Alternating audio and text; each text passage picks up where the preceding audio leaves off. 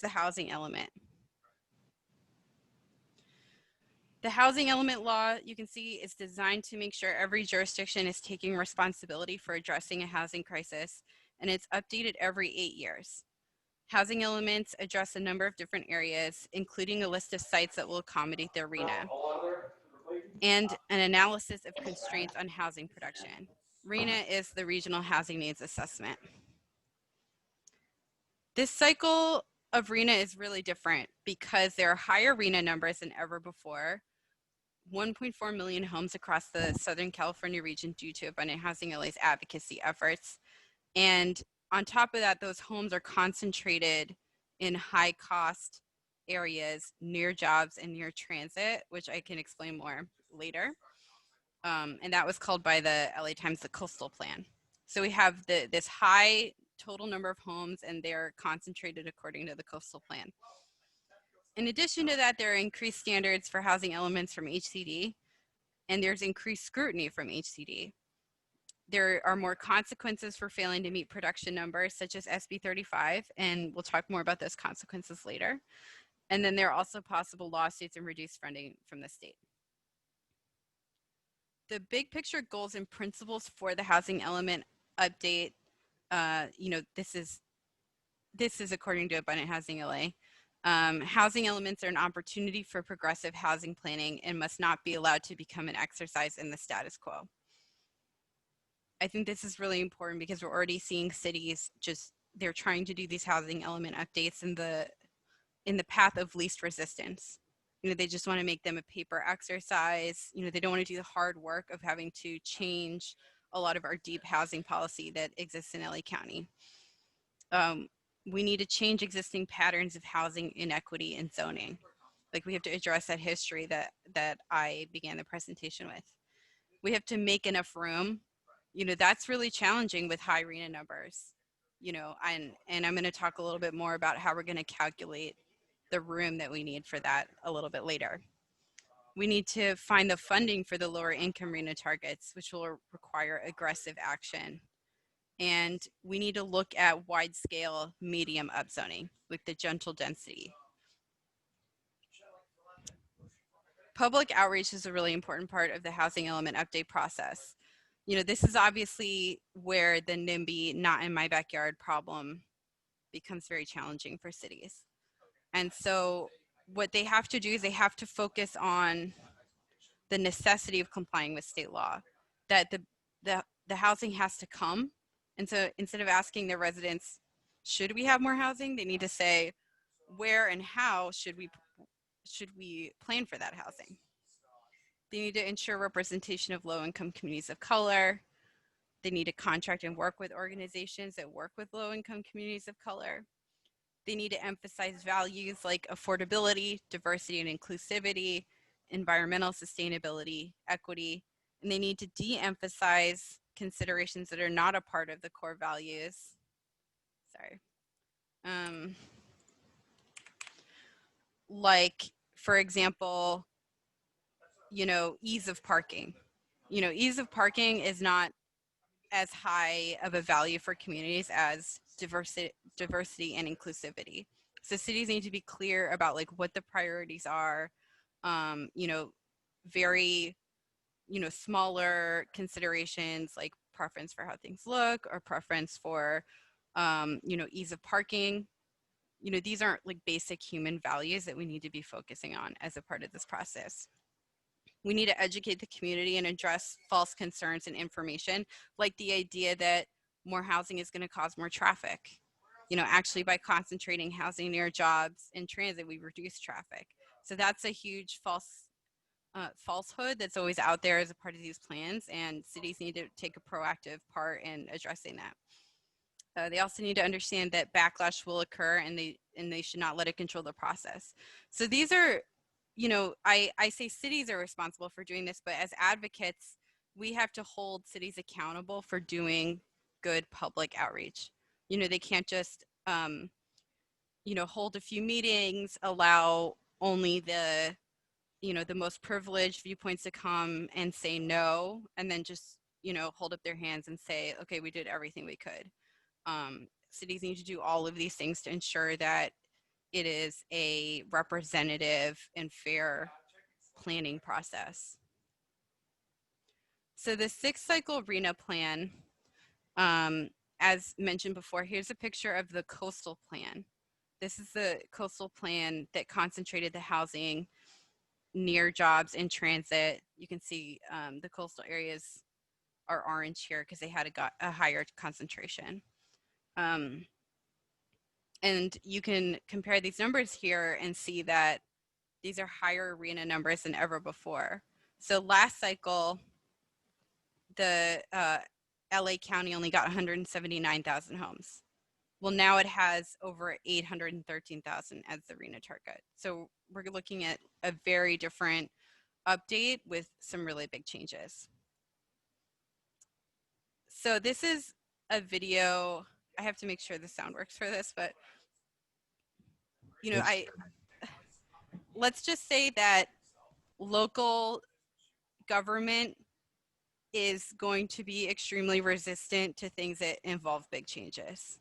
Okay, so, you know, as housing advocates and people who support positive changes for our region, we really need to be advocating the local process. And I think like once you hear this video, it'll be extremely clear how important the role is of individuals in this process. So like, let me know if you can hear this sound. I might have to reshare my screen.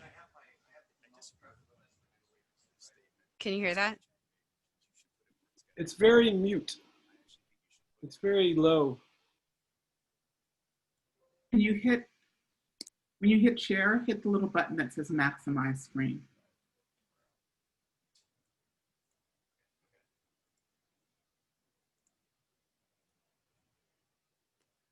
Okay. I disagree with one earlier statement that Councilmember Chang made, which was you should put it where it's going to get built. I actually think you should put it where HCD will approve it, and you hope it's not going to get built. So that's my view of that. That's called cheating. That's been an effective strategy. Following it, it's been. I must say that. I think we should stop. I'll take it back. All of the sites. Stop the discussion about that. All of the sites I picked last night were not. Last time were not built. Yep. Enough said. The site that the Triple C's picked was built. I'm going to leave it at that. So that's a city council. That's not LA County. Right? Can you remind me which city council that was? Cupertino. Cupertino joking about how they want to put their housing element sites in places where they know it's not going to get built. Basically, they're going to cheat and prevent their city from meeting their residents' housing needs. So rarely do local governments say this stuff out loud, but I'll tell you, it is a very common strategy that we will see this cycle as well. So, quick question: Can you clarify with regards to the 800,000 plus for LA County? Does that mean that we as LA County, as the region, need to allocate an additional 800,000 plus for zoning capacity, or just identify where, with current zoning capacity, prospective additional inventory could be cited? So I have a few slides on this. I think we'll clear that up. I think they're right after this. Okay, thank you. So if you still have questions about it, let me know at the end. Okay, so the next we're talking about Abundant Housing LA's plans to create healthy homes and communities. But these are really, just the basic points we all need to be looking at as advocates around the housing element update. And I'm going to talk more about the sites and the sites calculation in this. So to understand this, we have to go back to what the housing element is all about, which is the core of it, the sites inventory. That's the list of all the sites that the jurisdiction is identifying that they're going to use to meet their RENA number. And as you saw in the case of Cupertino, they were trying to game this site's inventory and try to cheat it so that it wouldn't actually produce housing. But really, it's supposed to be an actual exercise in planning for housing and saying where all of that housing is going to go. And so as a part of that exercise, it's not enough for them to just identify the bare minimum of sites. They have to make sure they're making enough room overall so that the RENA actually is produced. Like we actually see that housing construction. And if the jurisdiction is not able to find enough sites, you know, many jurisdictions this cycle have RENA numbers that are higher than they even have the zone capacity for. So in those jurisdictions where they can't find enough sites, they have to include a rezoning plan as a part of that. And this is the language from HCD's guidelines requiring that.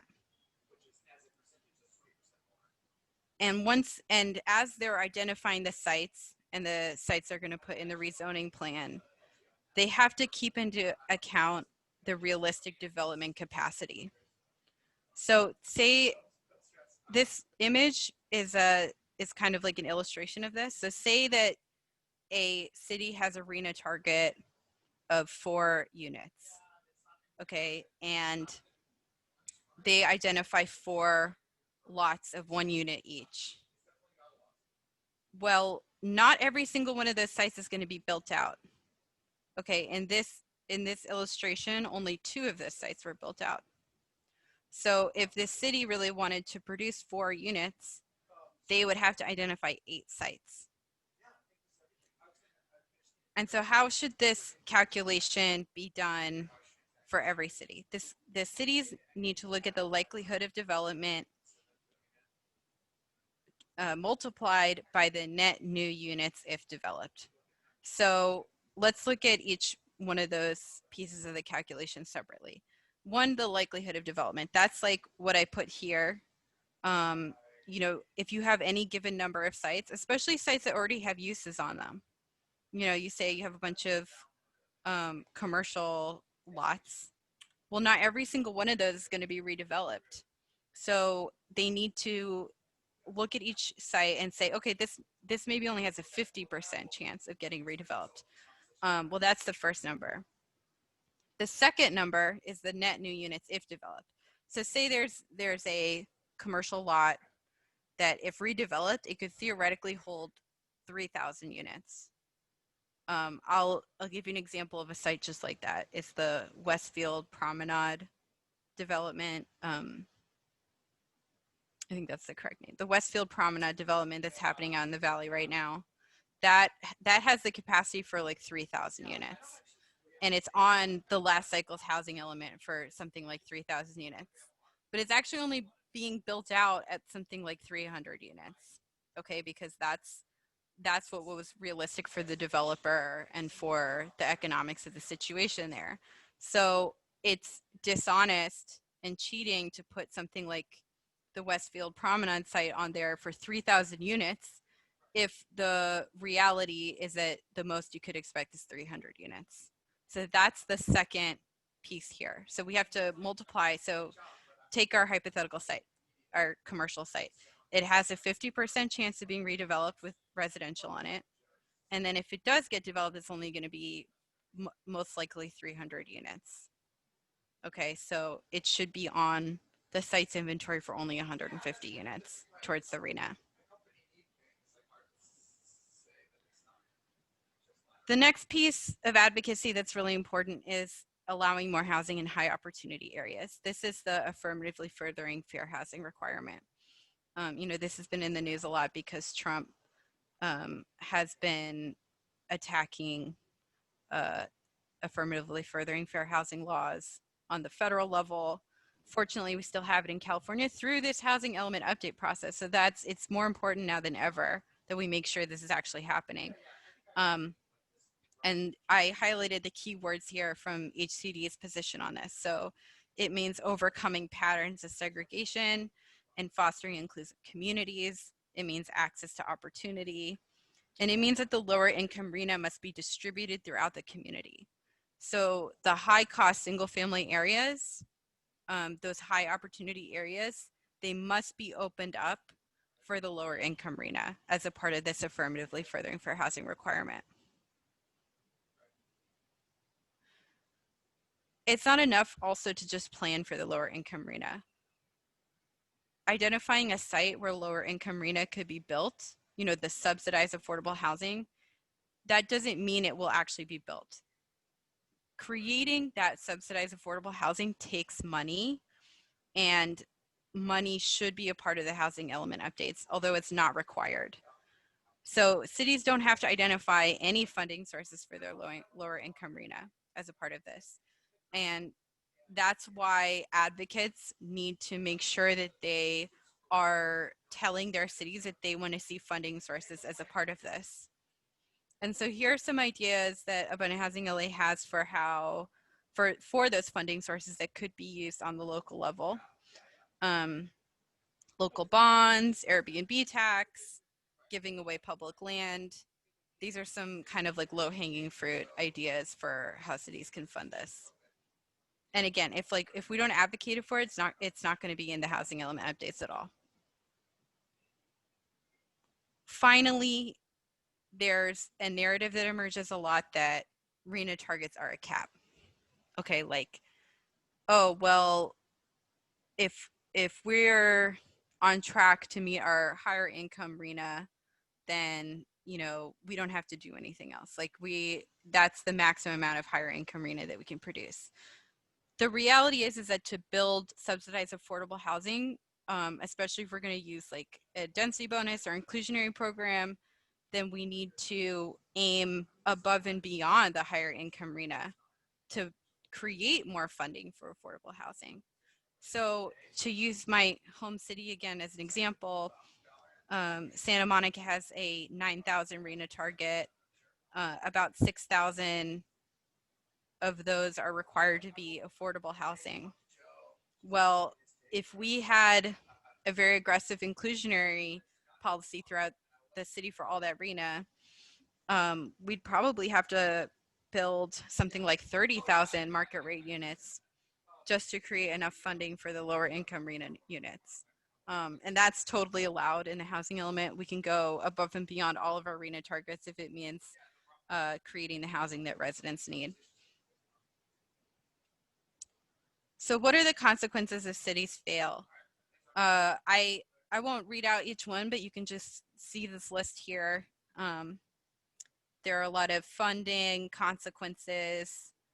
There's loss of funding for state planning grants, lawsuits. Here are the potential consequences of those lawsuits.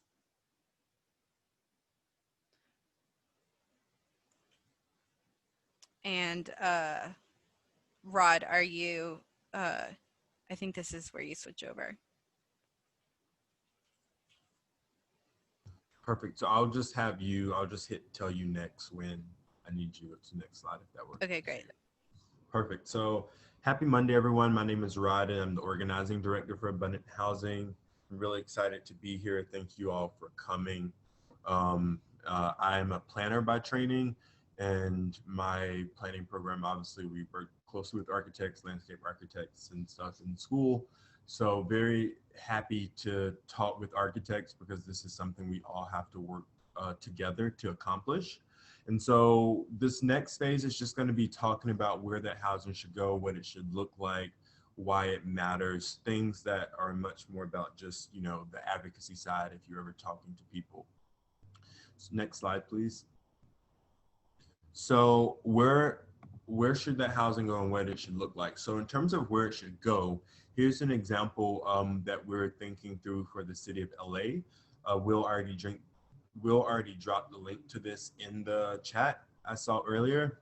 And this is an example. It's not entirely finalized by any means. We're always happy to have conversations with people around this methodology. But what this does is take a first step and a pretty good first step at having us think about, we have the city of LA as the example, but certainly any city, all 88 cities in unincorporated LA. You've been given a number for the city of LA. It's pretty huge. It's about half of that, a little over 800,000 is supposed to go to the city of LA. And so we have to determine in this city, where should this housing go?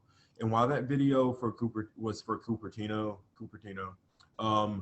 the language that was used by the city council member and the statement made is not something that's exclusive to that city. It's something that all cities have done in the past. And so we know that, you know, historically, most land in all cities as it relates to residential is zoned for single family. And so this is actually saying, as we move forward for an issue that is both climate and racial equity, thinking about housing, we need to really think about where it should go. And as you can see here, there are 7 factors, 3 of which are major, 4 of which are minor, and it allocates housing, the RENA allocation around the city of LA in what we believe is an equitable manner, but again, not entirely saying this is the final solution. And as you can also see, a lot of that housing is going to the west side, where historically, these are neighborhoods that have never done their share. I went to a neighborhood council for Westchester, and they actually have never actually built any affordable housing. So this, again, is just an example of where it should go. Next slide, please. As we begin thinking, what in the first step, again, this isn't the first step, but we've had success at SCAG. We went from, you know, 400,000 to 1.4 million for the region. And then the next step was getting it allocated to cities, which we did as an organization with the help of AIALA. And now the next step, again, is within the city, where should that go? That is the current phase of where we're at, actually, is where should it go? But of course, we know that once we get it allocated, what that housing should look like. And so the question is it time to end single family zoning? If you just hit next, please. The answer, of course, yes. And yes, because we know that at its core, single family zoning was not created. And again, this is the zoning, not the housing itself. But at its core, single family zoning was created for one purpose, and that was to maintain exclusion along racial lines first and foremost, but de facto being class lines as well. And so as we think about forging for a new progressive country for all folks, we know that policies like this, that the only intention was to maintain some exclusionary purpose, have to go. Next slide, please. And so by getting rid of this zoning, we're opening up our land and residential land to housing that has been labeled missing middle. All of this housing that you probably see a lot around the city of LA in LA County, but of course, due to new laws and code and things, you could actually never build again. And so, of course, on to the far left, you see the detached single family, and to the far right, you see these mid-rises, but there's a lot of housing, as you can also see, in between, from duplexes, whether they're side by side to stacked, to the cottage courts, to the live work type of environment. And so that's what we really want to hit on. And I'll talk about more about how we can really advocate for that within the city of LA. Next slide, please. So, and again, going back to these, you know, back to the last 2 slides, you want to prioritize these 4-story buildings over mega developments for a few different reasons. Left or right arrow, please. Oh, sorry. Oh, never mind. I guess I thought the words would pop up. So you want to do this because first and foremost, the housing on the left is cheaper to build.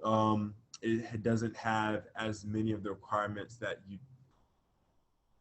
you will typically see with higher denser housing. And more importantly, it really opens up who can build housing. This housing on the right is typically only for a very narrow lane of wealthier developers in and of themselves, and it doesn't really allow for people who are passionate about their neighborhoods to enter the development world and participate. Next slide, please. So, you know, I just kind of, Leonora has really talked about this history and what it means to understand the housing element. And then of course, I just talked about what should happen in terms of the zoning and what this housing should look like after we've successfully advocated for certain neighborhoods in the city of LA or certain portions of cities around LA County to take on their fair share. The next thing we have to ask ourselves is why we should care. So first and foremost, next slide, please. First and foremost, you should care for your community. A lot of people, you know, are living in neighborhoods where they don't really see people, certainly not people of color by any means. And if they are seeing people of color, those people are not typically not lower class at all. So, you know, you want to end this because you want to care about this first and foremost because you're trying to end segregation by race and class.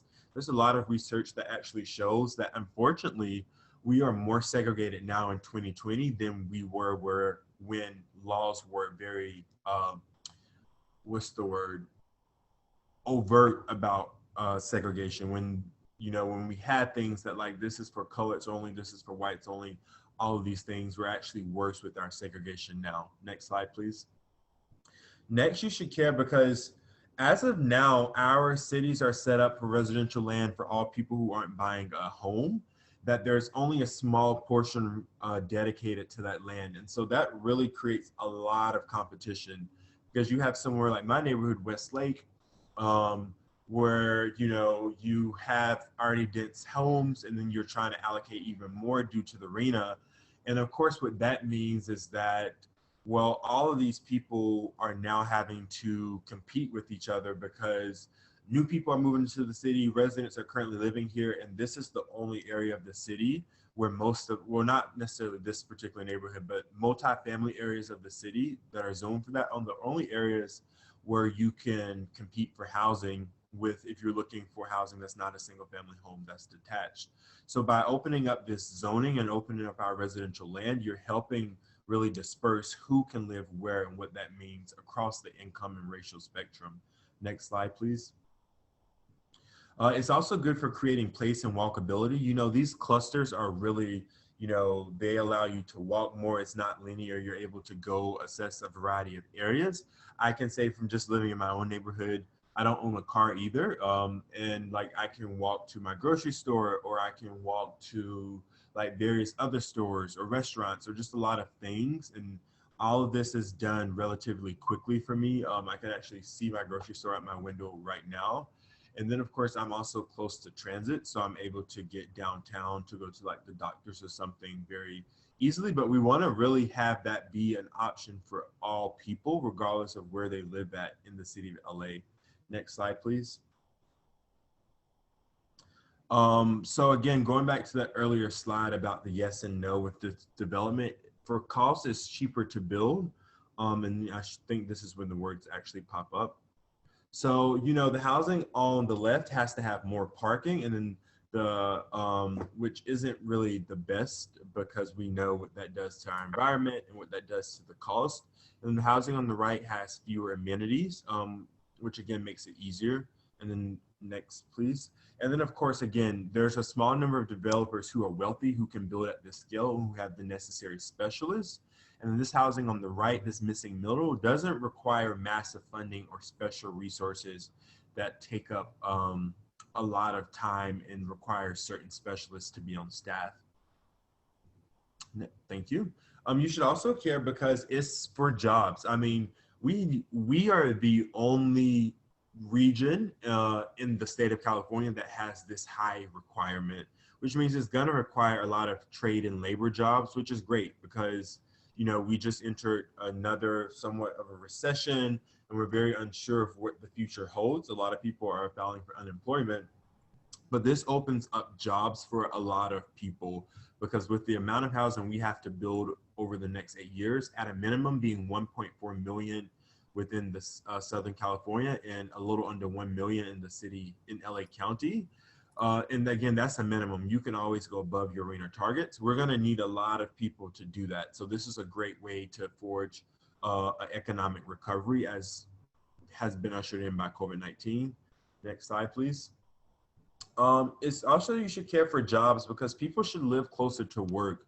And this living closer to work isn't just about livability, it's also about climate and how much cars contribute to CO2 emissions and all of these other issues we're now wrestling with. I think we all saw how beautiful it looked when this pandemic first happened and people were actually able to see the skies and see, if you live like me, I'm on the 6th floor, I could actually see pretty far into the distance because that layer was, you know, non-existent. Next slide, please. Oh, sorry, just that was the arrow. Forgot about that. So then you should also care for climate. Again, this protects from bad air quality. You don't want to just keep putting all of this denser housing right by freeways And as we see, even when you do that, there's no guarantee that housing is going to last because as of now, LA Metro is looking at doing a highway expansion, which is going to take away a lot of homes. But nonetheless, when those homes are there and they're not trying to be destroyed for highway expansion, you're putting homes by bad air quality. And we don't really want that for anyone. Next slide, please. And then, of course, you want to be proactive about climate change migration.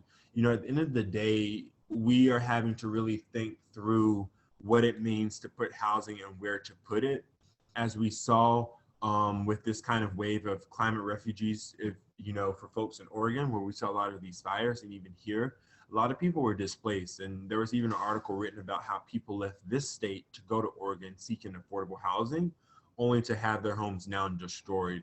So we want to make sure that even as we're building housing that is affordable to all incomes, we're also doing it in a way that we don't have to, you know, negate what we've built because we put it in harm's way for this climate change.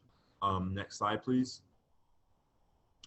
And last but certainly not least, and this is probably the most important point, you should care for a healthy community. And a healthy community isn't just like medical care in this relatively new notion of healthy homes. Is going way, way, way back when public health and urban planning were coalesced as one, which got into like overcrowding and all of these things that we now know and view as a normal way of living. And you want to make sure that it's the well-being, it's the being free from discrimination and oppression, and it's making sure people aren't, you know, not just you're putting people in homes, but you're making sure that people aren't busting into their homes and killing them. And so it really gets into an equitable and holistic way for healthy communities. Next slide. Next slide, please. And so, yeah, we'll get into these questions. Thank you. At the end of this. This is the end. So what can you do next? You can sign up to become a member or a volunteer. Leonora can drop those links in the chat once we finish sharing this slide. You can join your local chapter. We have a few. We have one in the city of LA that we're trying to get going. We have like two that are already in the city of LA, but they're also kind of focused somewhat on the community plan updates. We do want to get a group going that is focused exclusively, not just on the community plan updates, but focused on this like housing element Fair LA plan.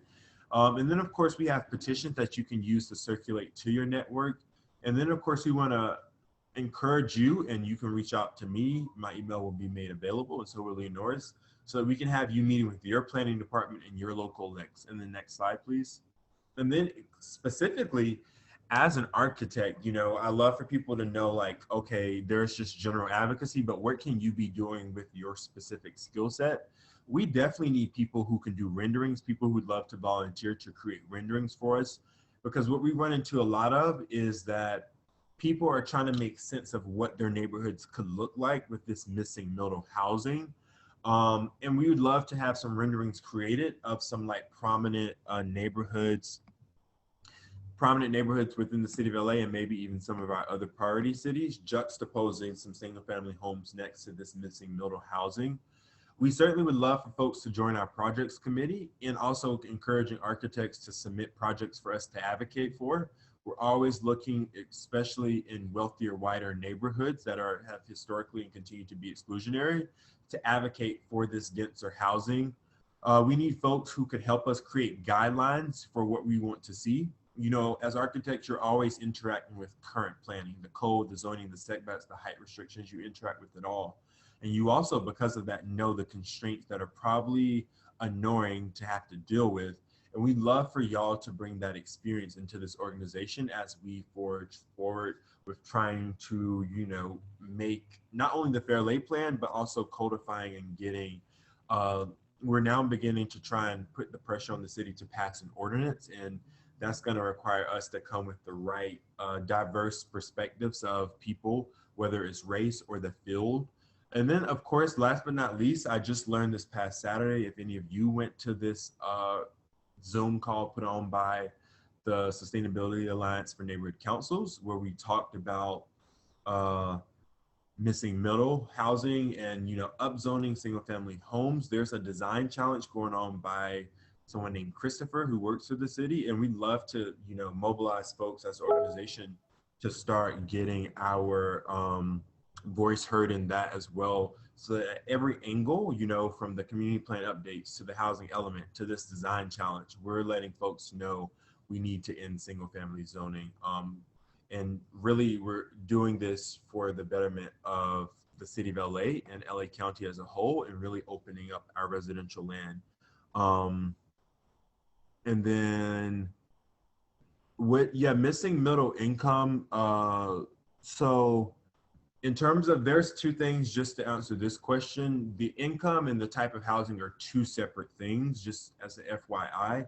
Moderate income is typically, like Will said, that 80 to 120%, and then anything below 80% AMI in terms of income is either viewed as very low income, which is 50 to 80% AMI, or extremely low income, which is anything from 0 to 50 to 80 is very low income, 30 to 50 is low income, and then 0 to 30 is extremely low income. And then of course the RENA has been allocated accordingly for those income brackets. And if I could just add, there was a question about why the medium density development is more important than the high density development. If I could just address that really quick. Yeah, I was gonna say we're just gonna open it up for questions now, just so folks know. So please feel free to address that, but everyone else, please also feel free to drop questions. Okay. Yeah, there was just a question about that in the chat, so I just want to go back on that really quick, because super high density stuff, it has a place obviously in meeting our housing needs. It has a place in addressing this housing crisis. But just if you think about it just in terms of the numbers, I mean, not only is this medium density stuff cheaper per unit, like we showed on the slide, that makes the housing cheaper for people. Not only is that a part of this, but if you just go back to the beginning and think about how much space there is in these cities if we upzone a medium density, instead of just like focusing on a few areas where there are going to be super high density developments.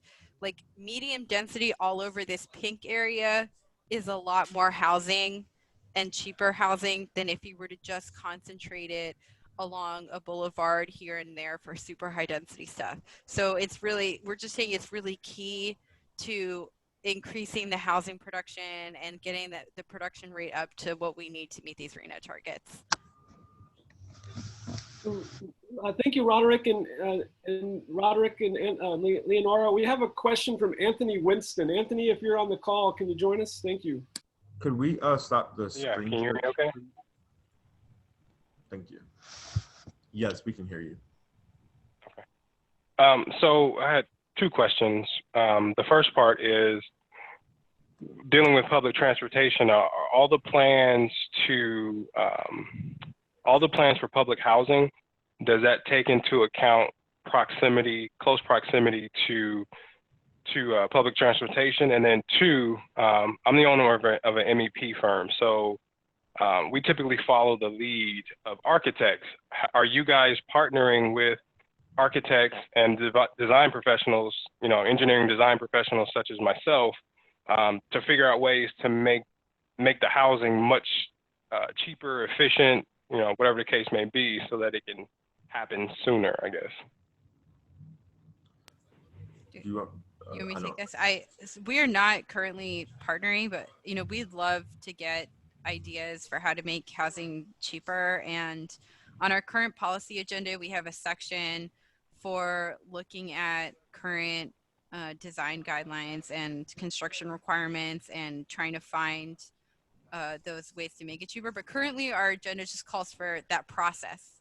Like we don't actually, we haven't worked with any engineering professionals to find out what those things might be, but I think that would be really great for us to know. And also I'd love to find out what you think also, since I'm on the Santa Monica Housing Commission. And we should definitely do a meeting to discuss that more if you're available. Yeah, absolutely. Affordable housing is near and dear to my heart. I'm originally from the South Side of Chicago, so I totally understand what's going on. So yeah, I'll definitely reach out to you because I'd like to offer, my time to at least preliminarily discuss, ways to make things cheaper, or even, I did a talk on COVID readying buildings, right? So figuring out ways to make people more comfortable in their spaces. So I think that in this climate, I think that's important as well. Yeah, thank you. And just a plug for our volunteer committees. If anybody wants to join some of our volunteer committees and work on this, reach out to Rod and we just love to stay connected with all of these different viewpoints. Thank you for the question, Anthony. We also have Velma. Velma, are you on the line?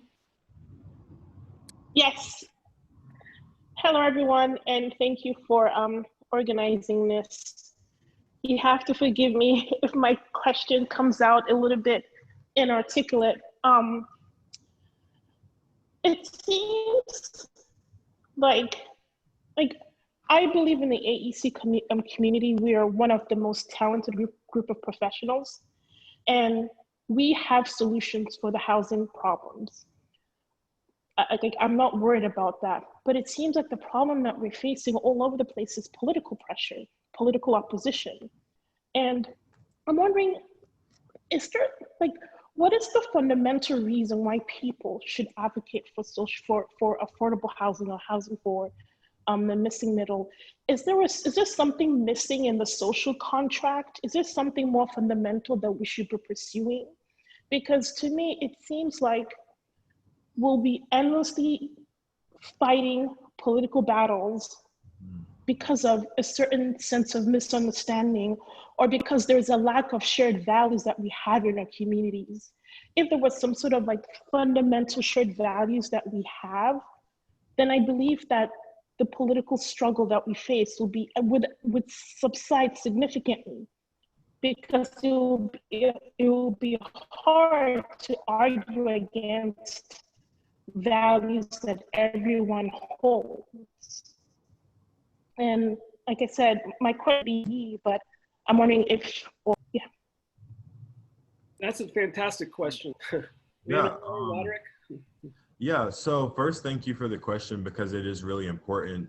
So it is definitely, I think first and foremost, what I always let architects know is, because architects are typically doing the building aspect and not thinking about the land use and zoning, is that there's an entire component before we even jump, directly to let's talk about the building. We have to step back and say, let's talk about the land, right? Because if we don't have the land available, architects, of course, y'all are going to build where y'all are hired to build and what you're hired to build.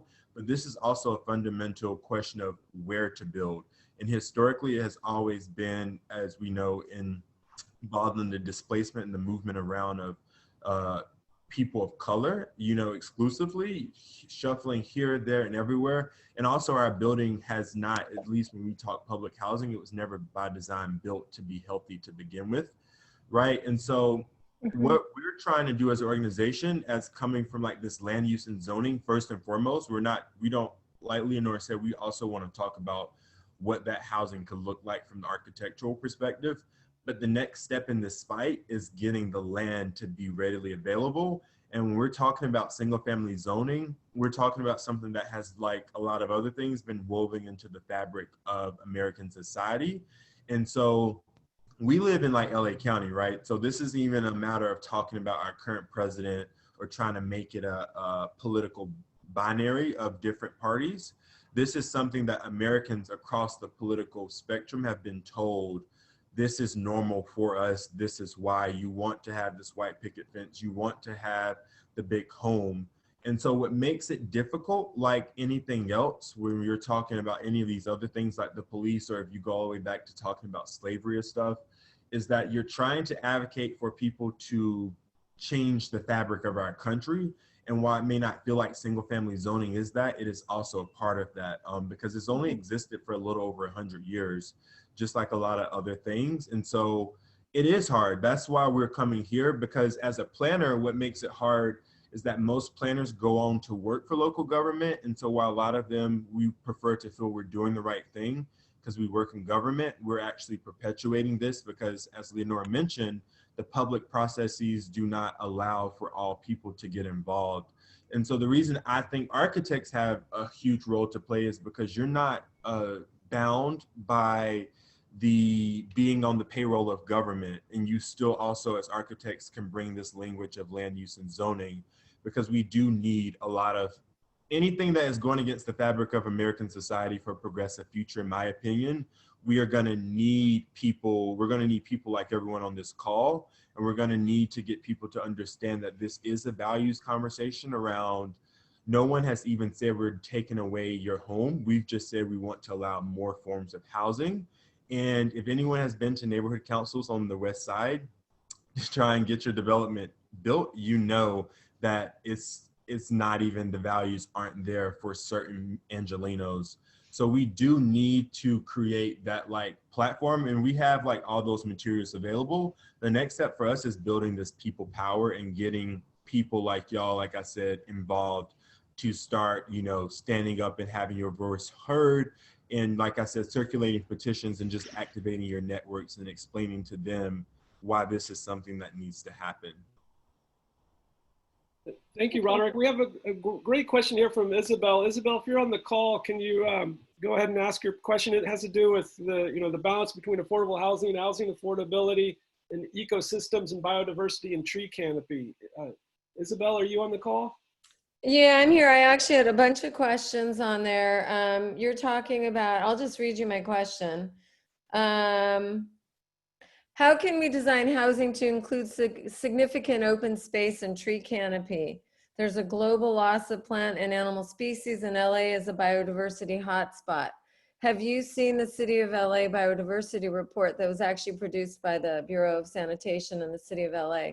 It divides LA into ecotopes, which would be an interesting overlay for you to look at on top of the maps that you're developing.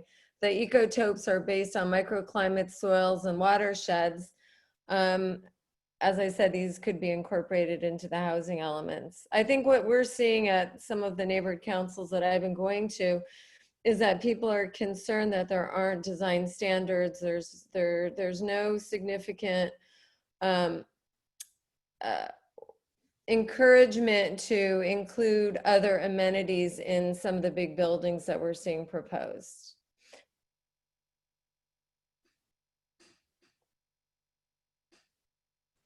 Do you want me to take, Rod, are you talking? You're muted.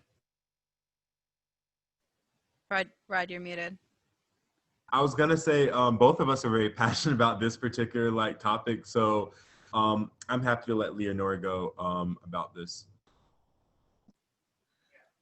I mean, I think we're for preserving the tree canopy as much as is possible while meeting housing needs. So I guess like in terms of the best way to do that, I don't know that, you know, I'm an expert on that, but would love to hear ideas for how to incorporate tree canopy policies into new development. I think like that's probably a missing piece in my knowledge. I mean, I think overall making sure that we have dense infill development is the most important thing for environmentalism. You know, we have to protect the green space that's out there. We have to stop sprawl that destroys the environment. And so protecting that, I think, is more important than like individual trees in the urban area. Like if we're doing dense urban infill in, you know, where people need to live, then that's pro-environment, that's environmental protection. But that being said, urban spaces need to have trees, they need to have natural life, like we need to have parks. And so I definitely think that those things can be incorporated into a lot of dense urban development. And what was the other, was there another question I missed? I don't know. And I was just, I'll add. Leonora and Roderick, unfortunately I have a 1 o'clock I have to jump off to, but I'll continue this conversation with you. You guys are welcome to now field the Q&A. Isabel, I totally agree. I think somehow architects need to find a better template for how to integrate tree canopy into their projects. And I also think the public right-of-way becomes even more of a necessity to accommodate biodiversity, ecosystems, and tree canopy. But I'm going to turn this back to Leonardo and Roderick, and I look forward to continuing the conversation. I unfortunately scheduled myself too tightly today, but I thank you very much for joining us. And I'm going to turn this now to you, Leonardo. Thank you. Yeah, thanks. Well, see you later. Velma, you had your hand up. Did you want to ask another question? Before, No. Oh, okay. oh, I sorry. think it's just I was what's going to left say, up. before we, I wanted to add to what you were saying, Leonora, about this, like the trees and thinking about this. I also just want to add that, like Leonora, this is something we obviously would love to know more about, but I also think it's important for people to think. A lot of what people do, just by, I think, human nature, is when they talk about things, it's just about their neighborhood. And one of the things, just to going back to the original question posed by Velma, is this is not just about individual neighborhoods. You know, we all live in this, if you live in the city of LA, regardless of where you live in the same city. And regardless, the city of LA isn't one of these places in the nation that just operates as a city. We know that this county and largely this 5-county region operates as a region first and foremost, despite having a lot of cities. And so I think, you know, it's really important for people to not only ask themselves, okay, how can we, it shouldn't just be how can we have more trees and things, and like, because that's something you do here on the west side. It should be, how can we maintain some green space while also allowing more people to live here? Because in my neighborhood in Westlake, we don't really have trees at all, and people continuously are trying to put more housing here. And our urban heat index is definitely not as cool as the west side. And so it can't just be a matter of, you know, I'm in my neighborhood, this is what I care about, and then maybe I'm not trying to be explicitly racist, right? But the outcomes of what I'm saying are going to continue to perpetuate a system. And so one of the most powerful things I do think that we could be doing is having conversations together like this, bringing all these people to the table, which is something like, again, as an organization, we're really trying to encourage cities to do.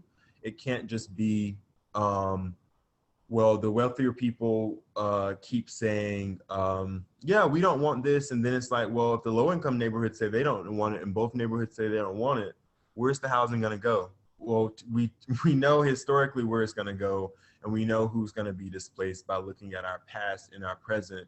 And so this is, again, this isn't that these issues don't matter, but it can't be because someone in the neighborhood is like, wants trees solely to the point that they are not able to help the broader region. It has to be, how can we do both? And you can do both. It's just, you got to get people in a room and get them talking. I just want to let you all know. Yeah, thank you so much, Rod, for the answer. I just want to let you all know. I can't see the Q&A box. I think only Will could see that. But I see there are some questions in the chat from Isabel and Renee about affordable housing. So I don't know. Do you want to just ask it live really quick? Do you want us to do those questions? Maybe Isabel, do you want to go first? Renee, did you want to ask your question? Yeah, it's Renee. Thanks. I'll ask Isabel's question. I think she said she had to go, but I see she's still there. She's saying, why does housing being built now not include a significant amount of affordable housing? And then I'd add to that question, does your plan call for explicitly affordable housing or just housing that would be affordable because of increased density? Do you want to take this? I was like, I can do the first one if you want to do the second one. All right, that sounds good to me. Yeah. So the first question, why are we not explicitly calling for more affordable housing? To be very direct, it's very fucking hard to build affordable housing. There are so many different angles to take on that. Like, you could require it, but you would just basically be making a requirement that is not doable in a lot of ways, because how we finance, right, after the Reagan administration brought in this new way of financing affordable housing that shifted the initial way, it changed how we finance. And it's really, you know, hard to only utilize and try and utilize like the low income housing tax credits, right? You can use the CDBG funds or home funds, but that were mentioned in this PowerPoint, but that first and foremost is one of the issues.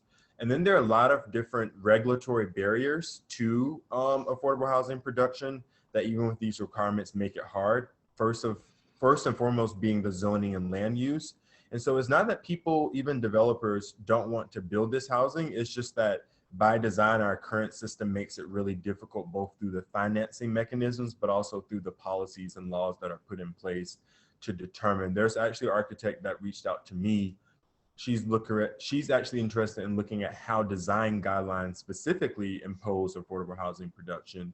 And so at every step of the way, there have been, you know, different, from the financing to the code to the design, different things that have impeded upon affordable housing production, that even if you were to explicitly say, hey, like in your development, put half of the units as affordable, you'd probably not accomplish that and actually would make the developer just cease to build the housing altogether. Does that answer the first question? Okay, perfect. Thank you. And the second question about our plan, I guess the Fair LA plan, if you go to our website, abundanthousinglA.org, I can also share it with you after I answer this. If you look at our Fair plan allocation, it breaks down the allocation for each area by income level. So it does make sure that every area is planning for affordable housing and that affordable housing is distributed in a way that's equitable and that opens up neighborhoods of opportunity while still making sure there's investment in housing in lower income neighborhoods as well. So there is an affordable housing distribution there. That being said, I think it's important that we all acknowledge that just planning and making room for affordable housing doesn't mean that it's going to get built. And I think like that goes back to Rod's point where there are a lot of challenges there in building affordable housing. The primary one being the money and the funding. And so, you know, we could plan for affordable housing all we want. We could require it, but if the money is not there, it can't happen. And so I think any affordable housing policy, it has to be closely linked with some kind of realistic funding. And so, you know, that's what we're really engaged in, is looking at sources for that funding at all levels, and just like how we can maximize the creation of affordable housing through those funding sources in a way that is ambitious, but also like doable and realistic, if that makes sense. Yeah, I would just say that like the TOC plan, you know, that has produced the greatest amount of our affordable housing in the city of LA in decades, just through having that zoning, which is carrot and a stick. It's not actually, it's carrot and a carrot. And that's through planning, through a voter approved measure, not through our elected officials, you know, whatever, we can go off about that. But that's by saying you would get affordable housing because of the way you've laid out the planning and you've laid out the zoning. So that's a way to create the financing, is that they get more bigger building if they put in affordable housing. So that's not coming up with dollars, that's coming up with the thing that they can control within zoning and planning. And that's what I think is incredibly important in this plan, is to look at those items. Yeah. Like you did bungalow courts, you know, right. and the things that were not allowable there, or that are not allowable in our current plan, to make those allowable. That allows for a lot more zoning on a small lot. This is a great example that you brought up. Yeah.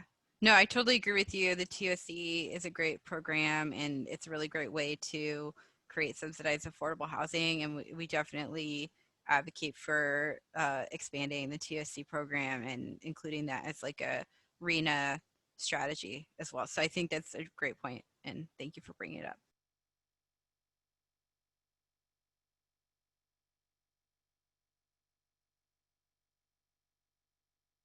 I guess if no one else has any questions, we could wrap this up, but we will be sharing the PowerPoint. Some people asked if this is recorded. I think it is, but Will probably has the recording. So, but we will definitely share out the PowerPoint. We'll share out links to our website. And yeah, just looking forward to hopefully advocating alongside of all of you. So thank you so much for attending. Bye.